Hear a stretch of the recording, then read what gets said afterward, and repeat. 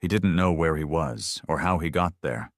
All he remembered was fire, a crash, screams echoing through metal corridors, and then silence, floating in a sea of black stars with half a breath left in his chest. The first face he saw after regaining consciousness wasn't human. It was tall, wiry, skin like stretched obsidian, with luminous green eyes that shimmered like wet moss. The creature didn't speak at first. It watched, studied, fed him liquids he couldn't name, tended to his wounds with hands that trembled as though they feared him. The planet was called Kavala. He found that out months later. A primitive place by Earth standards. No electricity, no machines, just natural stone dwellings, plant-based medicine, and a language that sounded like wind through reeds. The Kavalans had never met a human before him. To them, he was a living artifact from the stars. A broken one at that. His name was Grayson. No titles, no rank, just Grayson. A pilot, barely. A scout ship blown out of orbit by a freak ion storm, flung light years off course. He was supposed to be dead. Instead, he'd become a ghost in someone else's world. They didn't ask for anything in return. Not food, not knowledge, not even technology. They simply helped him, fed him, healed him, and for that, he owed them his life. But even back then, buried under bruises and broken ribs, he knew the truth, knew it deep in his bones. Kindness doesn't go unpunished. Grayson stayed on Kavala for 3 years. He learned their ways, spoke their language, slept beneath their trees and helped build their huts. He was their strange, hairless cousin from the stars, and for a time, it felt real, like peace could live here. But peace is a lie people tell themselves to sleep at night. The day the Terran Retrieval Unit finally located him, everything changed.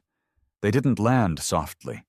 They came in loud, metallic gunships cracking the sky open like thunder, full armor, black visors, rifles pointed at shadows. They didn't ask questions. They didn't greet the Kavalans. They surrounded Grayson like he was a lost nuke they finally found. The Kavalans stood frozen, confused. Children cried. The elder who had nursed Grayson back to health stepped forward, unarmed. He was met with a stun round to the chest. Grayson screamed. But protocol was protocol. The squad didn't care what the aliens had done. All they saw was a human asset exposed to xeno-influence, contaminated, at risk. They dragged him back to the ship, strapping him down like cargo. The last thing he saw as the hatch closed was the village burning. Fires lit by Terran hands. The retrieval team called it sanitization. Grayson never forgave them. Not the team. Not Earth. Not Command. Years passed. He was reinstated, promoted, decorated. They called him a survivor, a war hero, a man who endured capture behind alien lines. He never corrected them, but deep inside, something darker brewed. A need. A promise he whispered to himself on sleepless nights. They had burned the only peaceful place he ever knew. Now he would return. Not alone, not weak, but at the head of humanity's most feared fleet. Grayson didn't sleep much after Kavala. He didn't sleep during the psychological evaluations, the endless interviews, or the ceremonial medal ceremonies he never wanted. They gave him ribbons, assigned him to Earth Command's Tactical Research Wing, and poured his name into propaganda stories sold to civilians like bedtime myths. He played the game, on the surface, said the right things, nodded when they called the Kavalans a Class C xenospecies, not worth re-establishing contact with. Let the analysts draw their conclusions, and the politicians milk his tragedy. But inside? Inside, he remembered every name, every face, every quiet smile they gave him without expecting one back. He remembered the elder's body convulsing after the stun shot, the flames twisting through wooden roofs, the children coughing as black smoke swallowed the sky, all from humans in black armor pretending to be saviors. They weren't saviors. They were liars wrapped in steel and protocol. He watched Earth turn colder, meaner, more militarized. The fleet kept expanding, and peace was no longer something they sought. It was something they enforced, with plasma and fear. Humanity wasn't building bridges. It was digging graves between stars. By the time Grayson earned his own ship, a Leviathan-class dreadnought, they called him the youngest fleet commander in Earth's naval history. They didn't know what they gave him. They thought they were rewarding loyalty. What they did was hand vengeance the keys to an arsenal. The ISS Widowmaker was a monster. A kilometer of firepower, cloaked in obsidian plating, powered by a dark matter core that could burn a moon to vapor. It bristled with kinetic cannons, railguns, ion disruptors. The crew? Hand-picked, loyal, conditioned. He didn't need loyalty. He needed silence. He fed them lies, spoke of recon missions near the Shatter Zone, border patrols near wild space. The brass bought it. Why wouldn't they? He was the golden child, the ghost made flesh, the man who survived the aliens and came back better. They never asked what happened on Kavala. They just assumed it was a hostile zone. The retrieval team's incident report said the natives resisted. Minimal casualties, sanitized, controlled. Grayson knew the truth. He was there. He still smelled their smoke. The day came when Earth Command handed him full authority to lead a diplomatic fleet deeper into unclaimed space. Seek out potential colonies, they said. Identify threats before they identify us. He nodded. Inside, he laughed, because he had already programmed the coordinates, buried in the flight plans, deep in the jump matrix, beneath all the red tape and encryption. Kavala. They thought it was just another dead world in the archives. They never knew it had survived. They never knew it had remembered.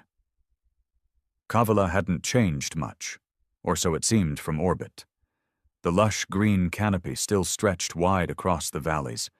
The mountain ridges still carved jagged lines across the continent.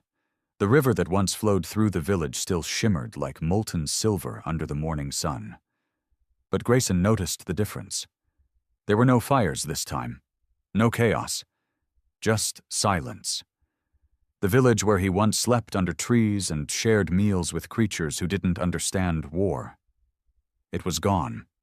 Not destroyed, not wiped out, abandoned, like they had vanished. The scanners on Widowmaker showed signs of life, deep underground, scattered. Different frequencies, unfamiliar readings. They had evolved. He didn't tell his crew the real mission. He told them it was a recon scan. Check for traces of previous Terran tech, he lied. Might be something worth retrieving. Nobody questioned him. They landed. He walked alone. No armor, no helmet, just boots crunching over dead leaves and memories. The clearing where the village stood was overgrown now, reclaimed by nature. But he remembered every corner. The rock where children played. The tree that shaded the elder's hut. The path that led to the healing pools. Gone. Only echoes now. He stood there for a long time, eyes closed, listening. Then he spoke, quietly, in their tongue. I've come back. Nothing answered.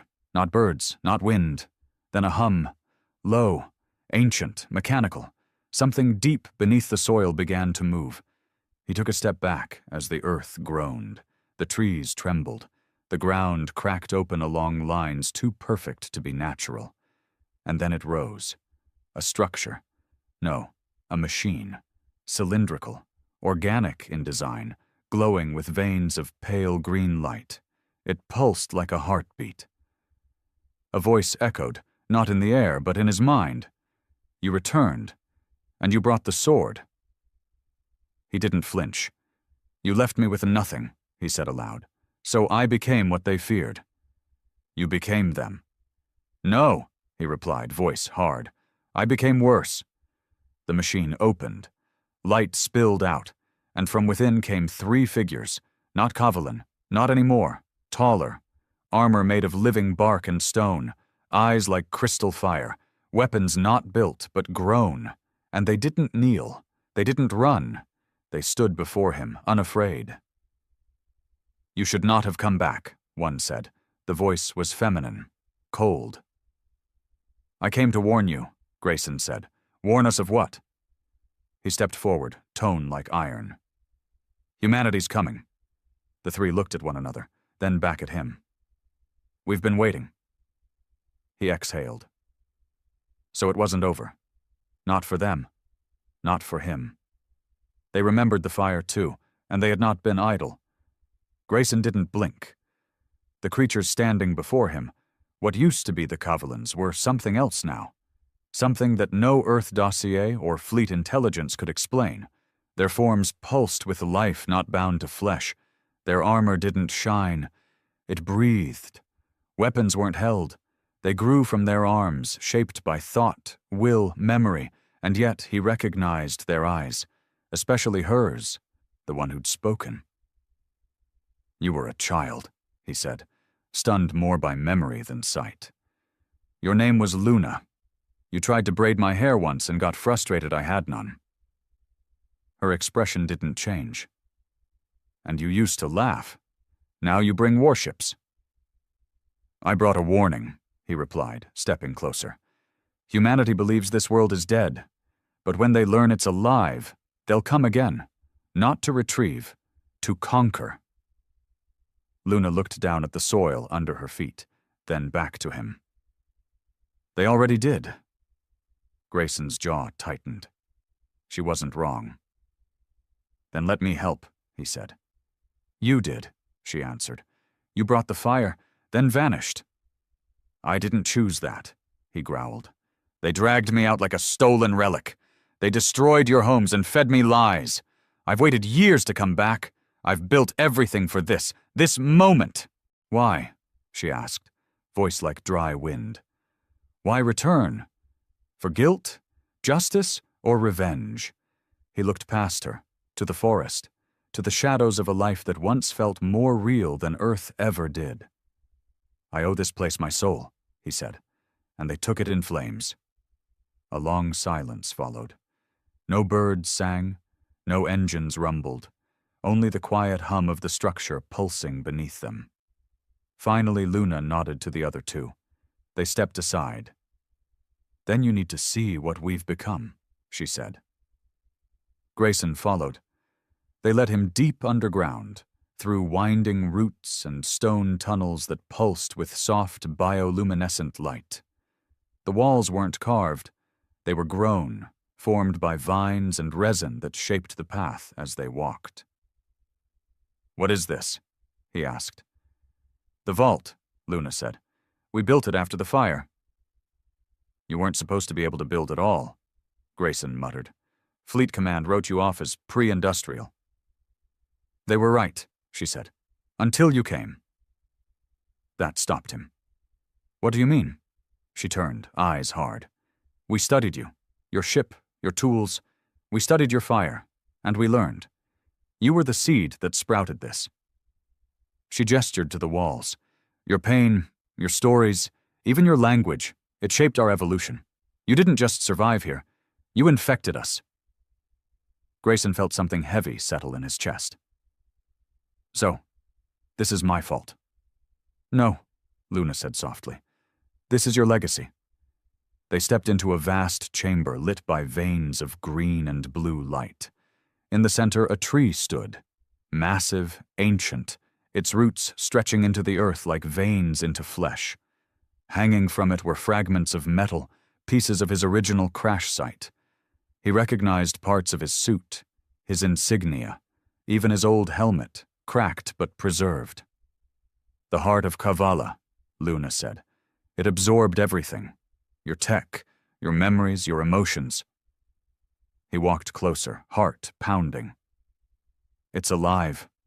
"Yes, and it remembers, just like we do." He turned to face her. "Then you understand what's coming." She nodded. Humanity doesn't understand silence. They interpret it as weakness. But we are no longer silent. Grayson looked at the tree. And you're no longer weak.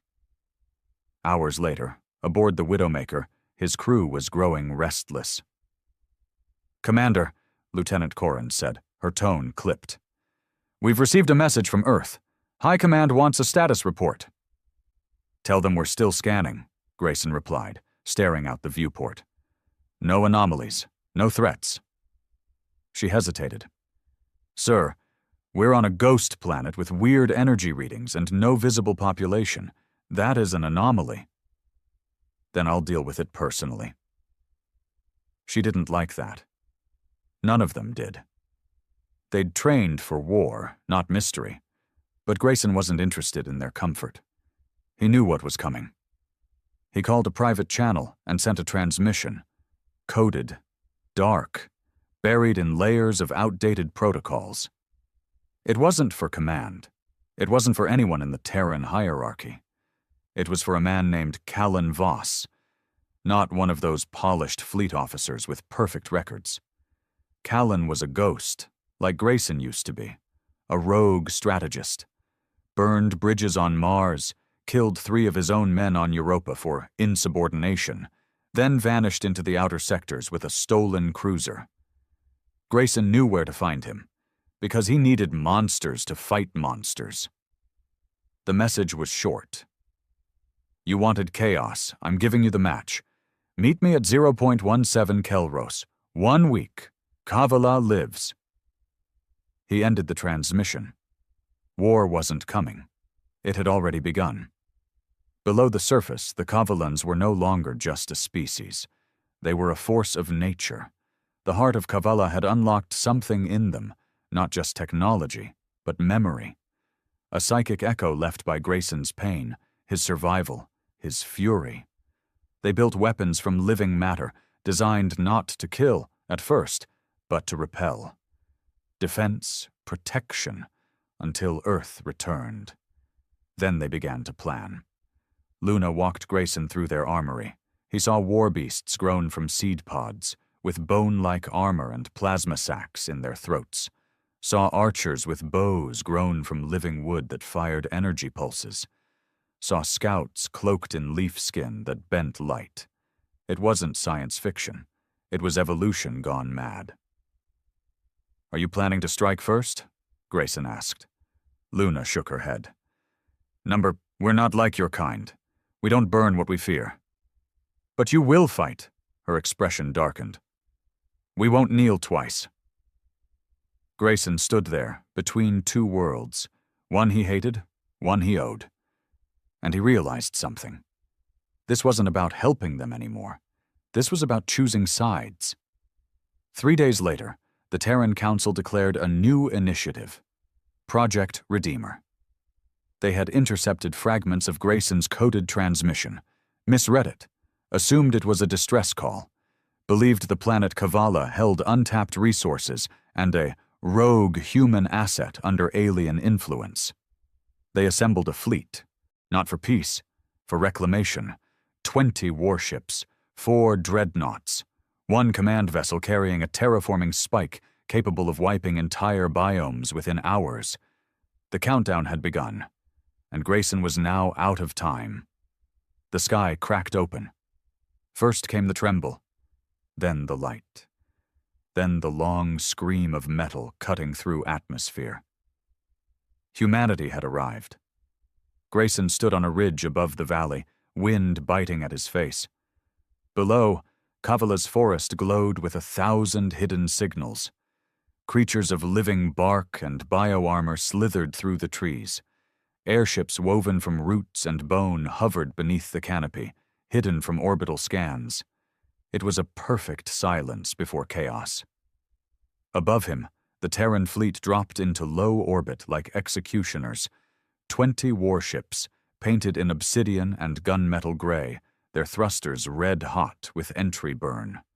4 dreadnoughts followed, engines screaming, and behind them all, ISS Hammerfall, a command vessel the size of a city, with its terraform spike glowing beneath the hull like a loaded gun. The signal had come in hours ago. Full invasion protocol. Codename Red Harvest. No diplomacy. No retrieval. Total cleanse. The council had decided. Kavala was no longer a mystery. It was a threat. And threats didn't get questioned. They got erased. Grayson had no more illusions left. No fantasies about Earth's capacity for peace. This was it. He turned to Luna. She stood next to him, arms folded, her skin laced with glowing veins of green light. Behind her, dozens of warriors waited, silent, focused, their bodies humming with life and fury. "They came," she said, flatly. He nodded. "And they won't stop." Her eyes narrowed. "Will you?" He didn't answer immediately. The air was thick with smoke trails, sensor pings, and death. "I've already chosen," he finally said. "I burned my own ship's launch codes. I sent the coordinates to someone even Earth fears." Her head tilted. "Who?" "Callan Voss." That name landed like a stone. Luna had read the Terran archives, back when they hacked the wreckage of his old escape pod. She knew who Voss was, knew what he represented. "He's mad," she said. "So am I." They stared at each other for a moment longer.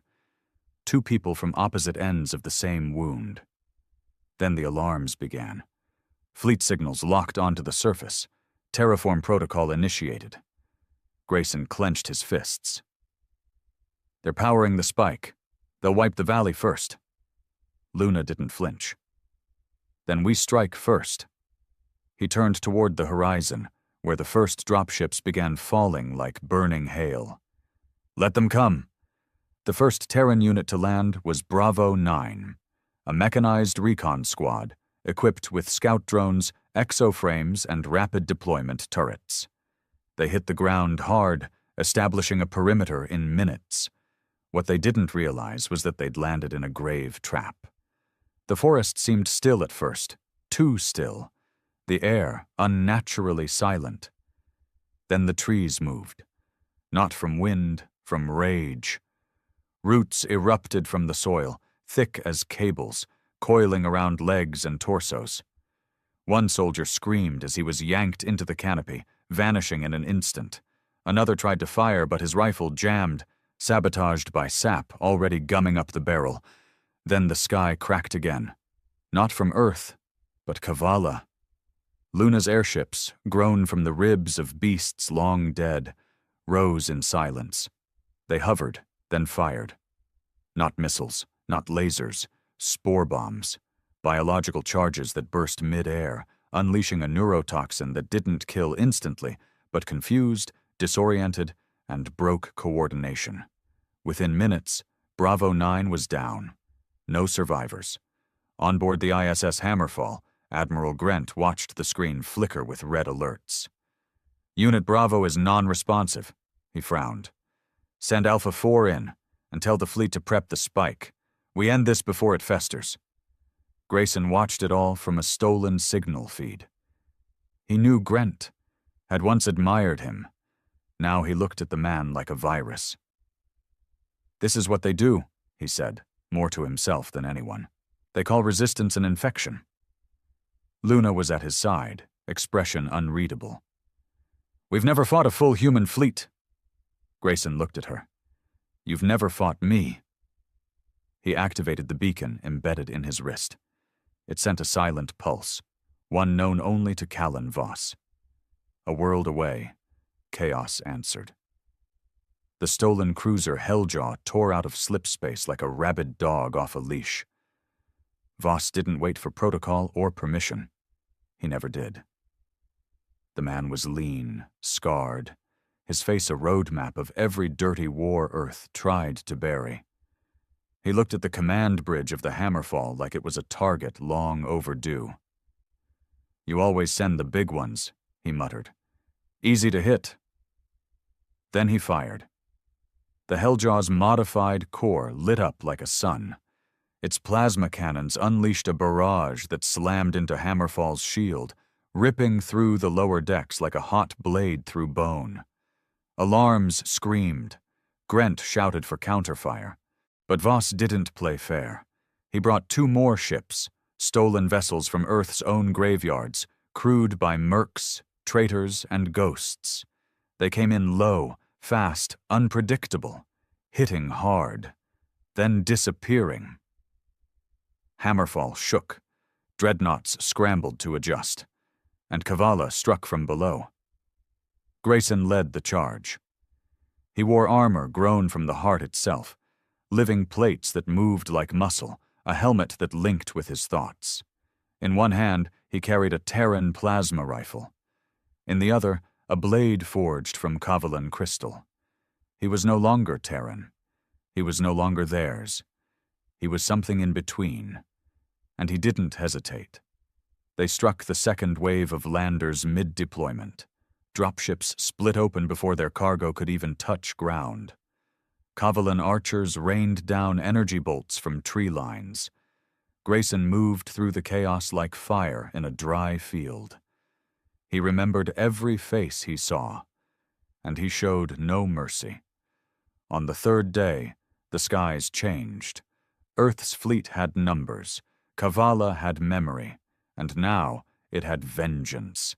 They took out 2 dreadnoughts using living projectiles launched from the core, bioplasma pods that stuck to hulls, dug in, and exploded inward, like wasps nesting in steel.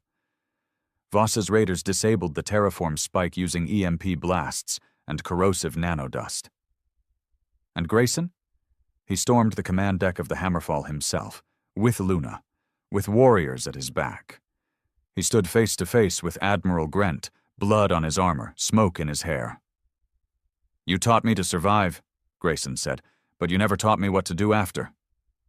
Grent raised his weapon. Too slow.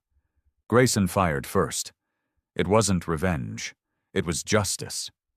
And the silence that followed was the loudest sound he ever heard. Smoke twisted through the ruins of the Hammerfall's command deck like a living thing, curling over broken glass and shattered screens.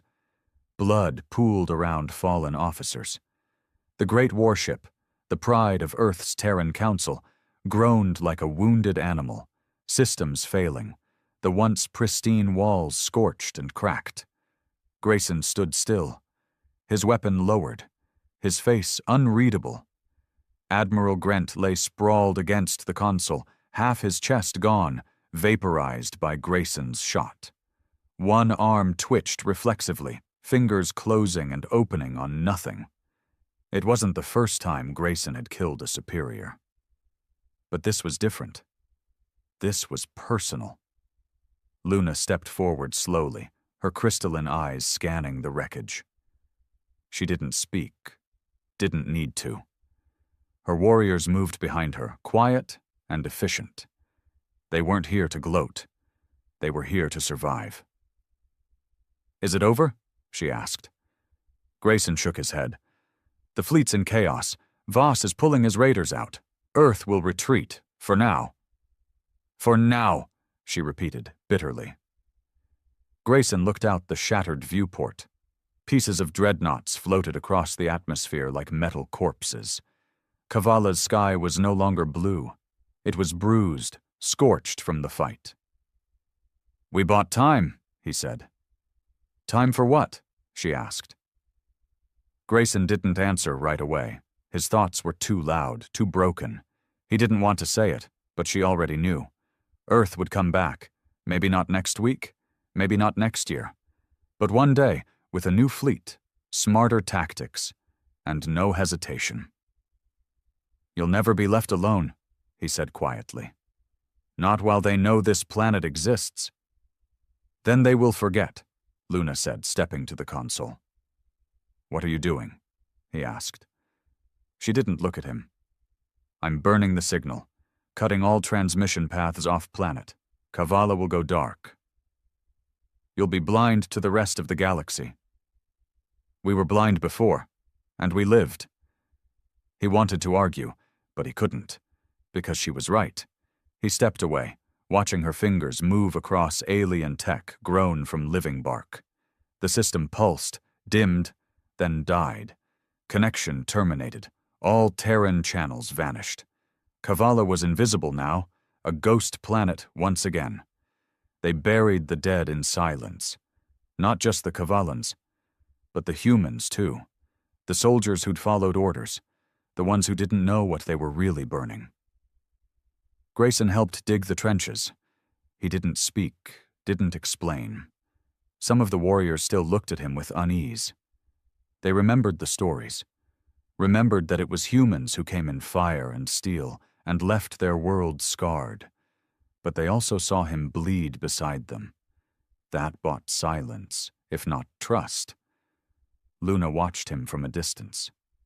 She saw what no one else did, a man untethered from everything, even himself. Later, under the soft glow of the heart tree, she finally spoke. "You didn't have to stay." Grayson stared into the branches above. "I didn't have anywhere else." "You could have gone with Voss. He would have taken you." "I'm tired of running." She sat beside him. "Then what do you want now?" He laughed, a hollow, cracked sound. "I want Earth to choke on what they've become. I want them to look at this world and see a graveyard for their pride." Luna didn't reply immediately. Then she said, "That's not peace." "I didn't ask for peace," he snapped. "I asked for a chance." She looked at him, not with hate, but with something worse, pity. "You got your chance. You lived. We all did. That's what matters now." He stood, frustrated, pacing. "No, what matters is that they'll never stop. You think they'll just forget this planet? Forget that a fleet vanished? That their best admiral was killed by one of their own?" "Then let them remember," she said softly. "But they won't find us again."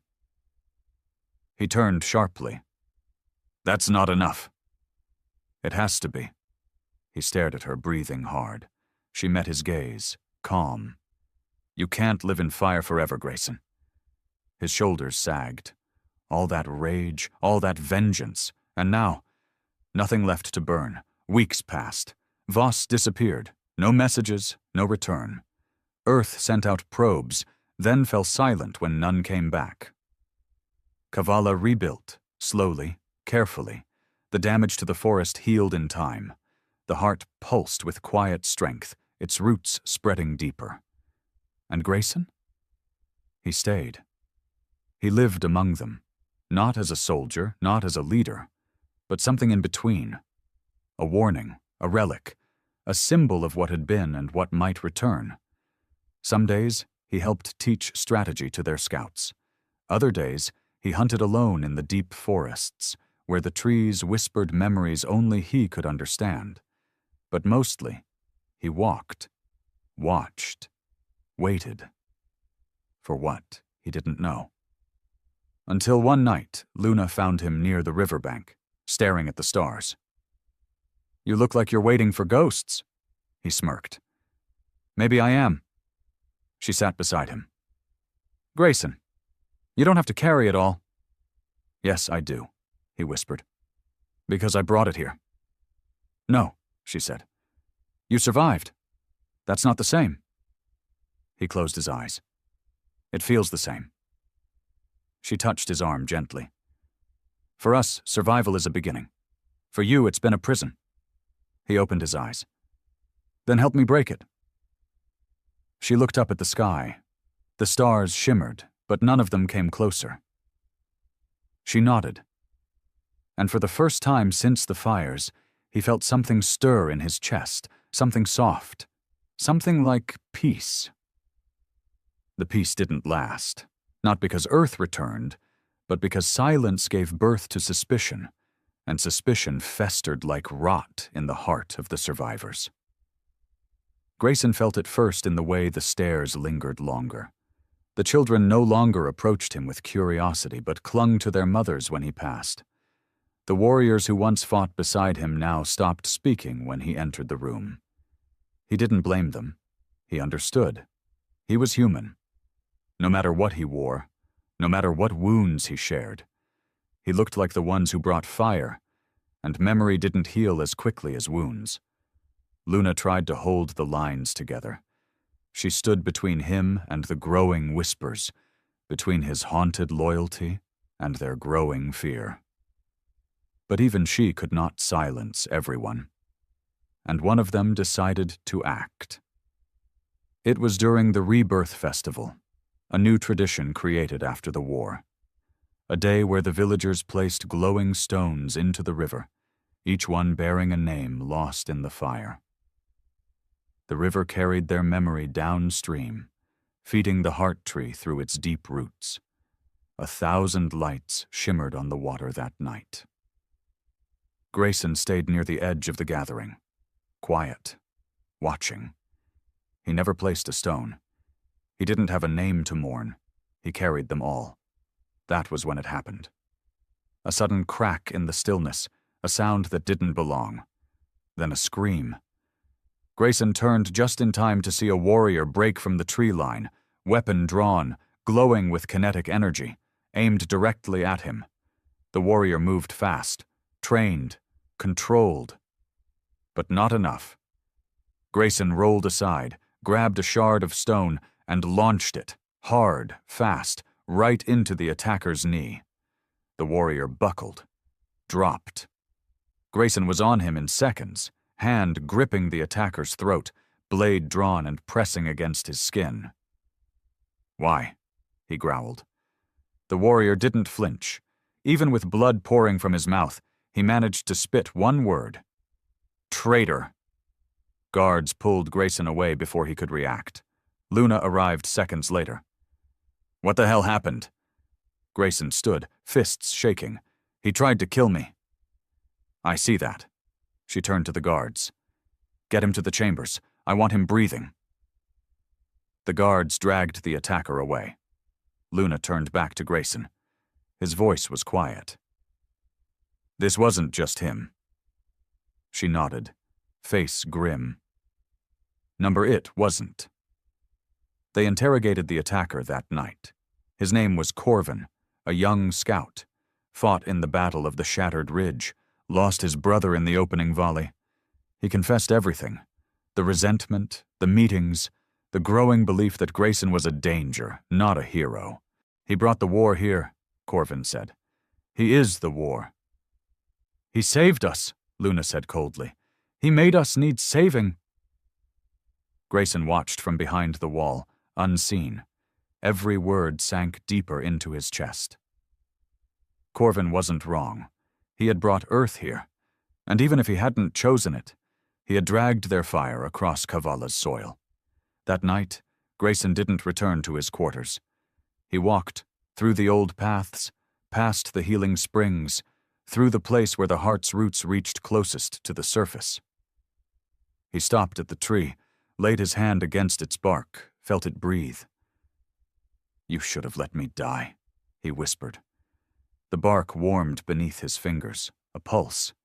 He closed his eyes, and the memories came back, not his own.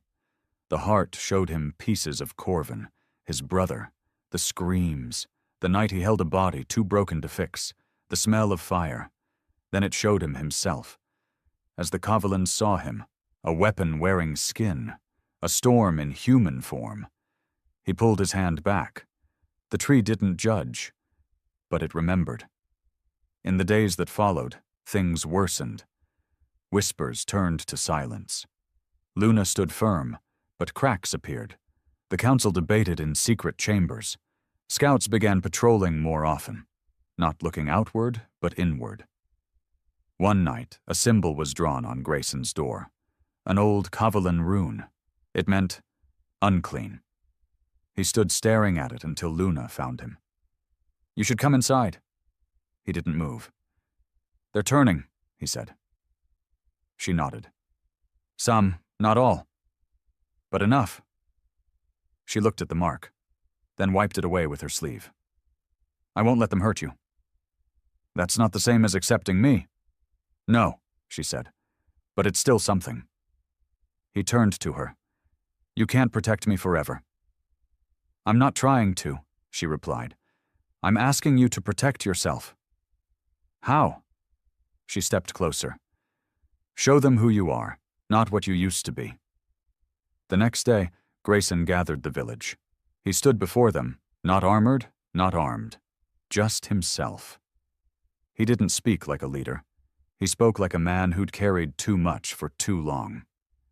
"I didn't choose to come here," he said, "but I chose to stay." Silence. "I fought for you because I saw what Earth tried to kill, and because I owed you my life."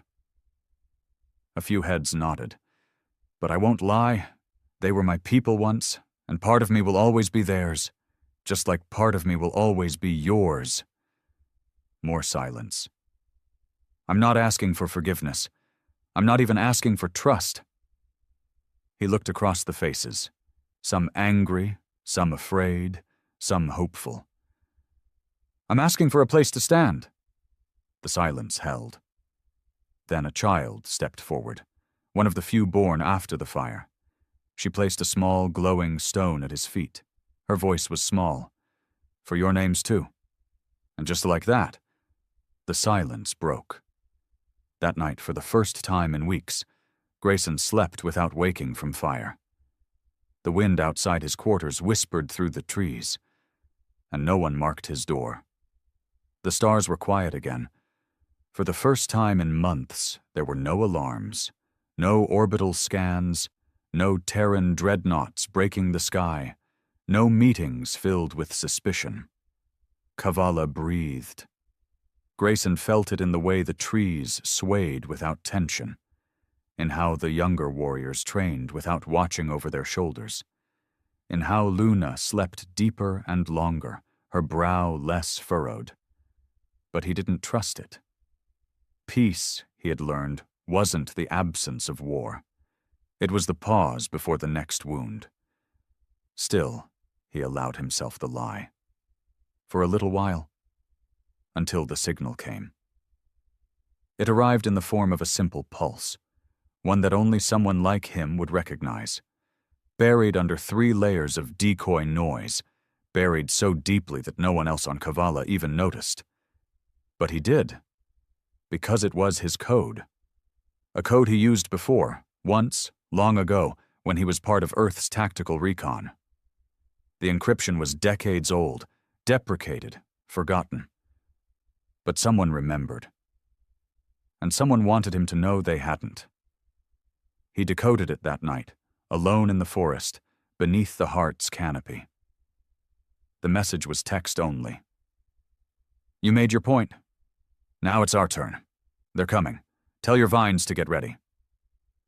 V." Grayson stared at it for a long time. V, not Voss. Someone else. Someone still inside. Earth Command hadn't forgotten what he did. They hadn't written him off as a loss. They'd restructured, rebuilt, reassigned. And now they were coming again. Not to cleanse, to conquer. He went to Luna the next morning, showed her the signal. She read it twice. Then she looked at him, anger blooming in her chest like fire set to dry wood. "You said they wouldn't come again." "I said they'd need time." "And now?" He shook his head. "They won't use brute force this time. They'll send something smaller, smarter, a unit that can't be detected until it's too late." She stepped away, hands clenched. "They want the heart." He nodded. They always did. The first time, they didn't even know what it was. Now they do. They won't make the same mistake. Her voice dropped. "And you brought this back to us." "I didn't send the signal," he said, quieter. "But you taught them how to listen." That cut deeper than anything. He had no defense. Within days, scouts spotted strange patterns in the air currents. Drones, not like the ones from the war, but smaller, sleeker, faster. Burrowing through cloud cover, feeding information into a dark channel no one could trace. And then came the landers, not warships, stealth vessels, camouflaged, designed not to be seen until the work was already done. But Kavala had changed too. They weren't the same forest they were before. The trees were listening. The heart pulsed a warning days before the first drop. And this time, they were ready. Grayson moved through the shadows, armed but silent. His armor no longer bore Earth's colors, nor Kavala's. It was matte black, lined with bone and obsidian, stitched with living fiber that responded to his pulse. He hunted. They had dropped 12 men. Elite, human, augmented, Terran Ghost Recon, Unit Vulture 3. He knew their type. He used to train them. Now he tracked them like animals. They came in small groups, barely visible. No noise, minimal trace. But the forest didn't care about stealth. One misstep, and the vines remembered. The first kill was clean. A lone operative setting up a relay node. Grayson came from the trees, silent, brutal, fast. Crushed his windpipe before he could scream. Took his beacon. Fed false signals back into the Terran network. The second was more brutal. 2 soldiers breached a village perimeter, only to find themselves trapped in a dead-end canyon.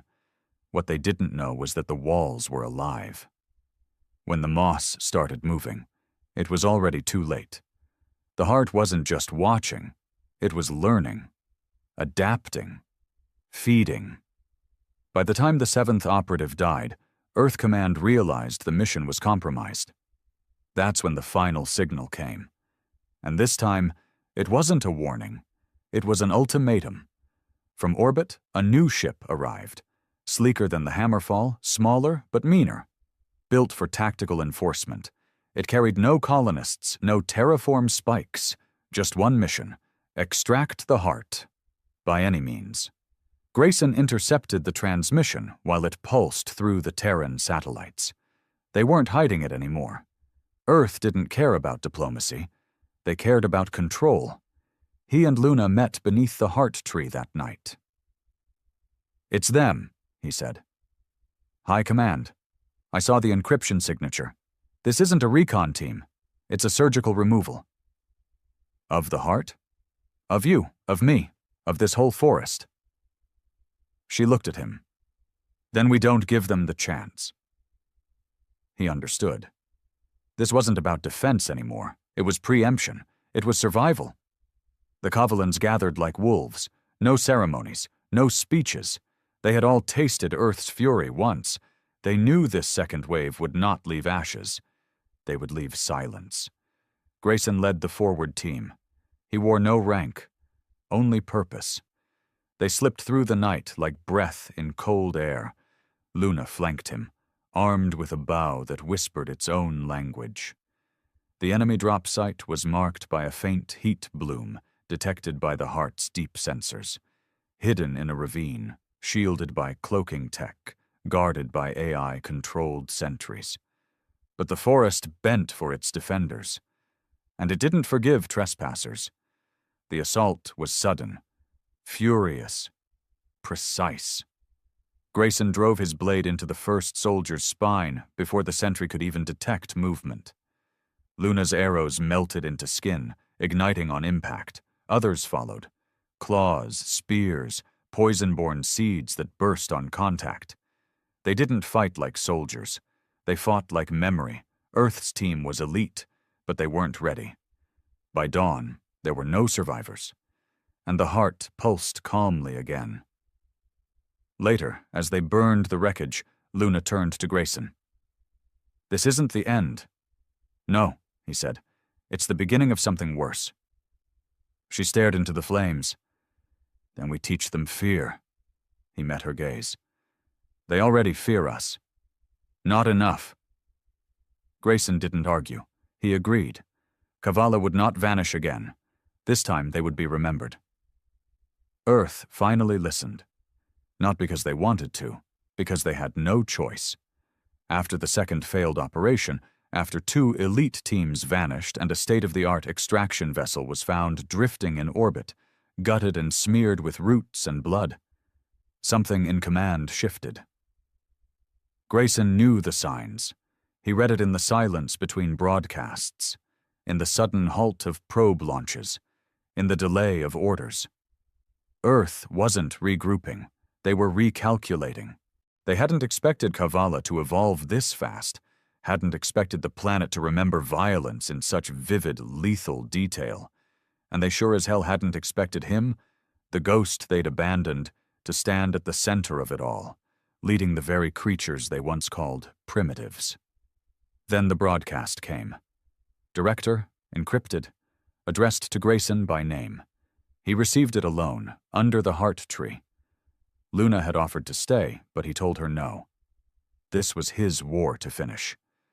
The voice that filled the channel belonged to Fleet Marshal Darren himself, the man who replaced Grent, the face of Earth's military arm.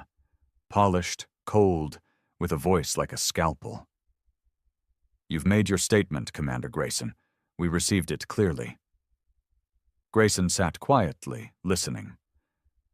"I offer this once. Return to Earth. Face a closed tribunal. If found guilty, your sentence will be merciful. If found not, you will be reinstated. Your knowledge, your strategy, your experiences, these are still assets. Don't throw them away for tribal sentiment." Grayson leaned closer. "They're not tribal," he said. "They're more evolved than we ever were." Marshal Darren didn't miss a beat. "Then let them negotiate." Grayson smiled bitterly. "You don't negotiate with forests or ghosts. You just bury them." "Grayson," the Marshal said, quieter now, "there's a path to peace, but it begins with you." Grayson stared at the flame-like pulse of the heart tree above him. "No," he said. "It begins with you admitting what you've become." The line went dead. No threats, no demands, just silence. The kind Grayson understood far too well. They didn't send another fleet. They sent a beacon, dropped from orbit into the outer rim of Kavala's atmosphere. It planted itself into a cliff face and began to transmit, not words, but images, diplomacy, a desperate olive branch wrapped in a cage, footage of Grayson, of the heart tree, of Luna, of the battles. Paused, labeled, catalogued, then an offer. "Open discussion, no weapons, one representative, one truth." Luna didn't trust it, neither did Grayson. But something inside him, tired, heavy, aching, leaned forward anyway. Maybe not for Earth, but for her, for the children born under the shade of the heart, for the ghosts who might finally be able to sleep. They met in a clearing, neutral ground, ancient Kavalan ruins where no blood had ever been spilled. Earth sent a diplomat, not a soldier, a woman named Ellen Baird, not young, not naive. Her face was lined, her eyes tired, her uniform simple. She came alone. Grayson met her with Luna at his side, flanked by two of her best sentinels. No words were spoken at first, just watching. Then Grayson stepped forward. "I expected armor." Baird shook her head. "Armor tells the other side you're here for war. I'm not." "Good," he said, "because Kavala doesn't care for speeches." She nodded. "I'm not here to make one. I'm here to listen." Luna studied her. "Then listen." And they began. For hours they sat beneath the rust-colored stones telling stories. Grayson didn't speak of tactics or battles. He spoke of a boy who fell from the stars into the arms of strangers, of a people who fed him before they feared him, of the night he was dragged back into orbit and watched fire consume everything that had given him peace. He didn't raise his voice. He didn't accuse. He just remembered. Baird said nothing for a long time. Then finally she spoke. "We were wrong." Luna's eyes narrowed. "That's not enough." Baird nodded. "Number it's not, but it's where we start." She reached into her satchel and pulled out a single data crystal.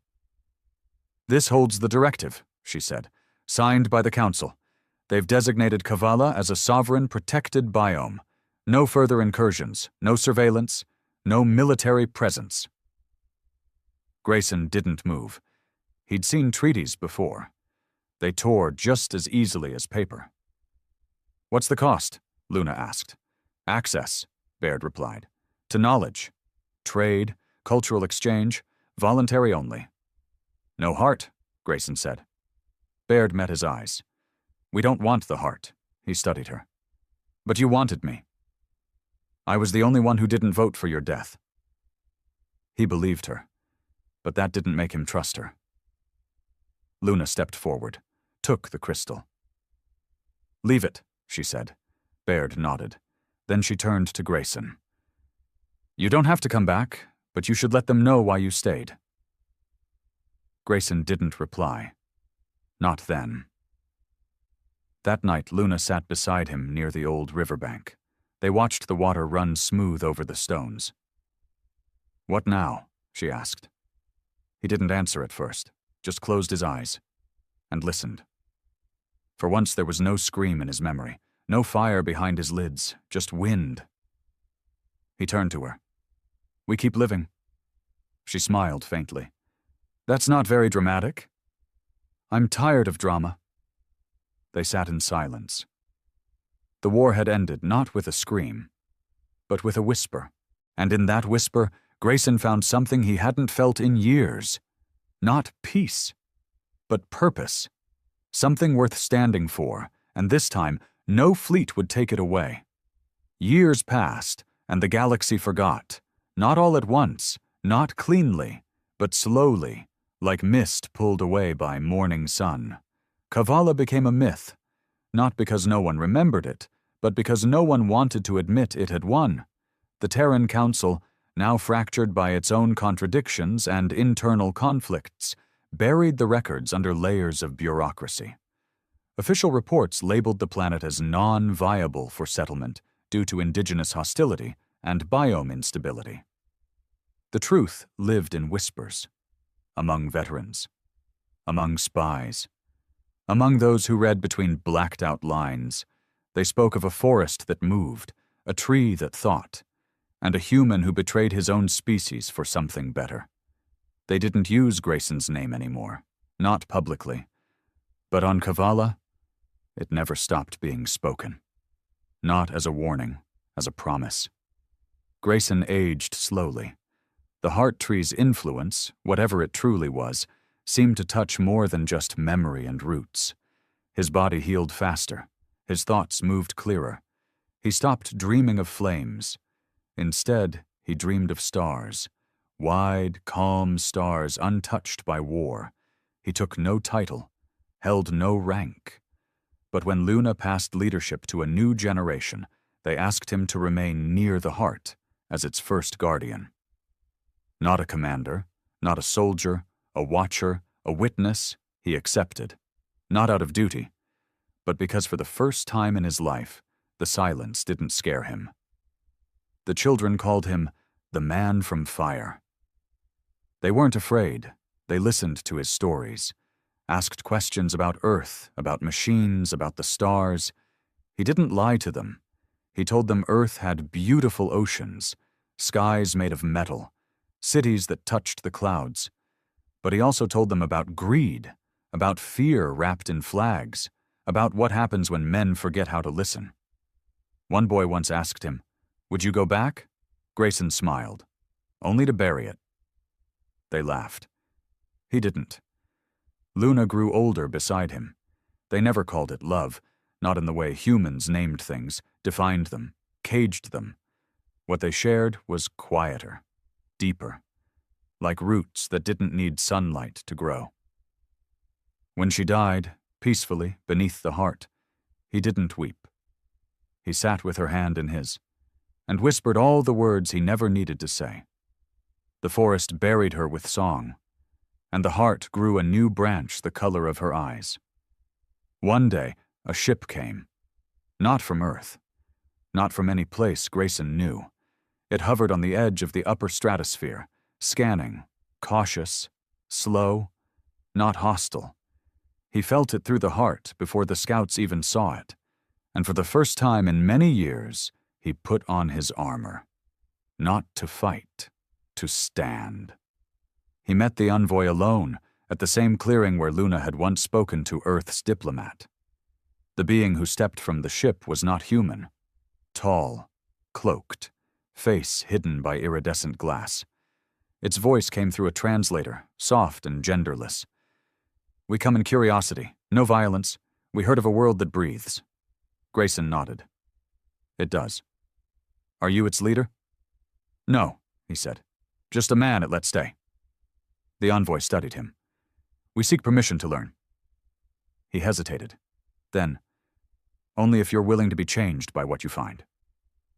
The envoy nodded. "Change is why we travel." And for the first time, Grayson smiled without pain behind it. "Then welcome to Kavala." The forest bloomed again that year. The heart pulsed brighter. Children carved new stories into the bark, legends of beasts, of fire, of peace carved from ashes. Grayson didn't expect statues, didn't need songs. He had silence, he had purpose. And when he finally lay beneath the heart, old, worn, quiet, the forest didn't mourn. It remembered. And with every root, every leaf, every new voice born beneath its canopy, it told the stars, "Once we helped a man, and he brought us war, but in return, he gave us a future,